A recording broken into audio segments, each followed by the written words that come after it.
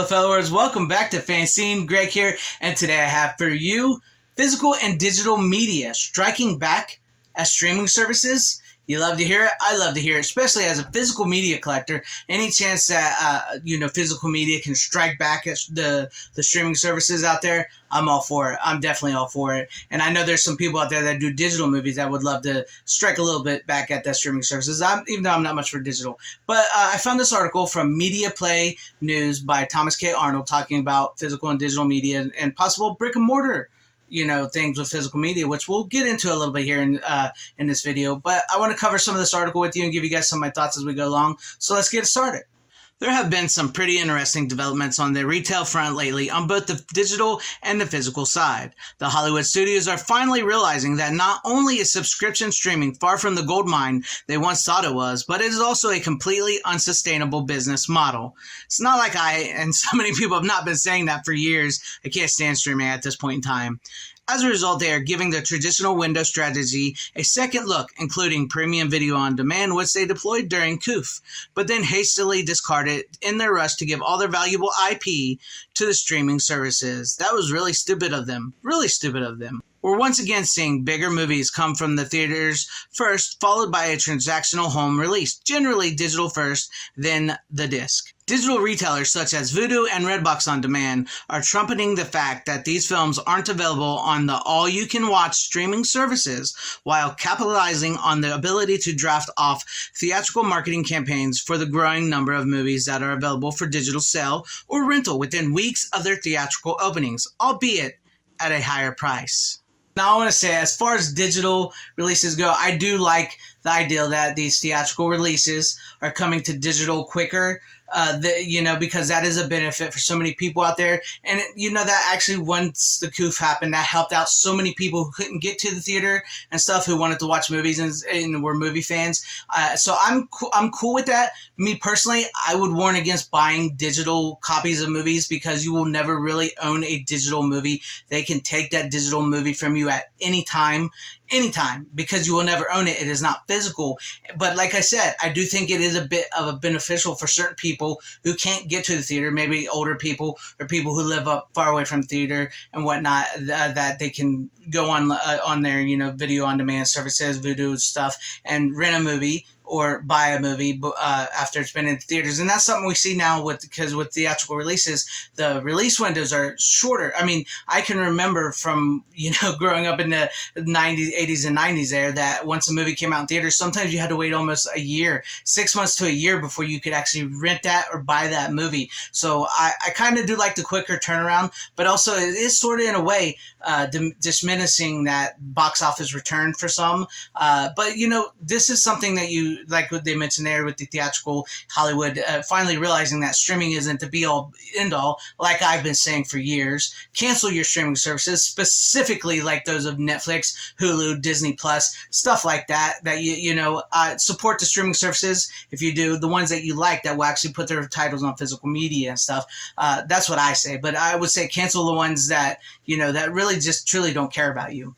But I like that because this is why Sony and Lionsgate tend to still be making in the money, because they're still doing the whole sort of older routine that they mentioned there, where they will release a movie in theaters, they will make a box office, they will release it on digital, they will license it out on digital on demand into other platforms and make a disc, and thus they're still making a lot of money. And this is where Disney has really shot themselves in the foot. And I don't feel sorry one bit for Disney, because Disney has completely cut out that middleman, that digital and everything like that, because they go directly to their streaming services and they're not making any money back from those movies from the theaters, because they're all flopping in the theater. All their movies basically have been flopping in the theater, and then they're putting them on the streaming service and they ain't making no money. Don't listen to Disney. They're not making money. They're losing millions and millions of dollars. But I do like that these studios and stuff may be going back to like an old school thing where they'll release it theatrically,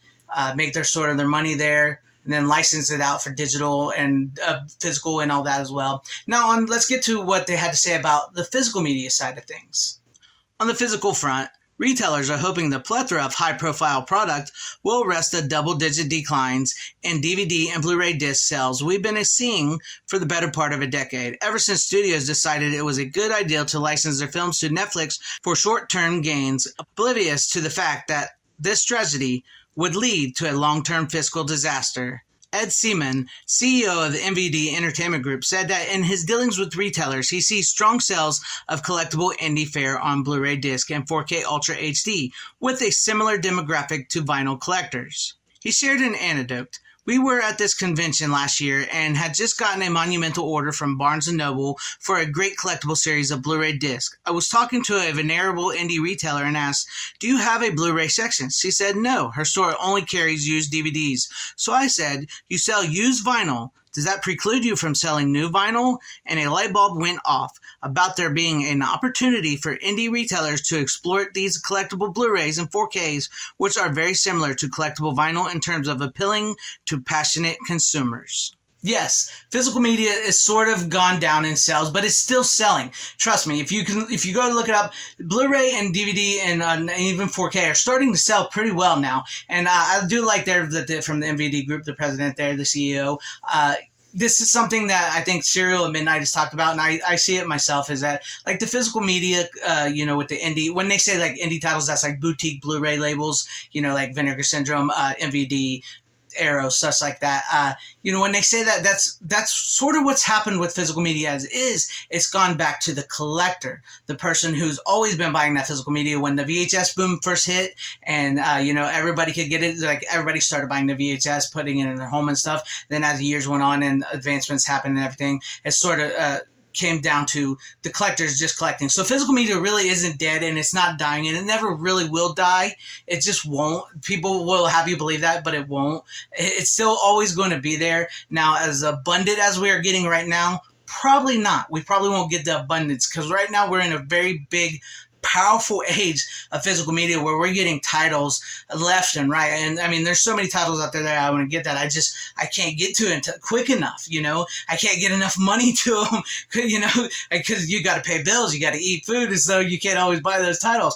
But I do like to see the fact that, maybe like there's physical media might be making a brick and mortar style comeback in certain areas, like in independent boutique, like Barnes and Nobles that are still out there, stores similar to that, or record stores that sell that, that sell those used and stuff like that. Maybe we'll be getting, physical media back in that form, because pretty much physical media is lost in like Walmart and stuff like that, even Best Buy. Sadly, Best Buy, because I remember going to Best Buy so many days, just like 4 or 5 aisles worth of movies, just picking it up. Now it's down to like just a little kiosk in the middle of my Best Buy.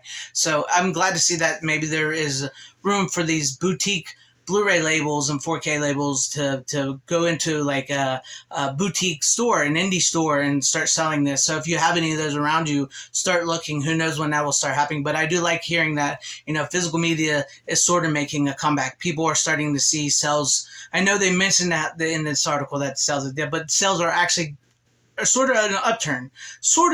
I mean, of course, they're not selling like they once were, but that's also like they mentioned as well too, because these studios cut themselves off at the wrist, the foot, whatever you want to call it, because they went directly to streaming after the box office, and they cut out the middleman. And it's like Matt Damon and so many people have talked about this. I've talked about this multiple times on my channel. They cut that second revenue off, and that has caused a decline in physical media sales. But maybe now with these studios and everything, with how movies are starting to flop, maybe we'll get better movies. Maybe we'll get physical media back in stores. Maybe we'll have better turnarounds with these movies. And, I'm not for the destruction of, movies and entertainment, stuff like that. I want to see that succeed. I want better movies. I want better entertainment. I want politics out of my entertainment. If I want to watch something political, I'll watch something political, but I don't want it in everything I watch. I think a lot of people are starting to, show that and stick up for their values. I mean, look at The Sound of Freedom.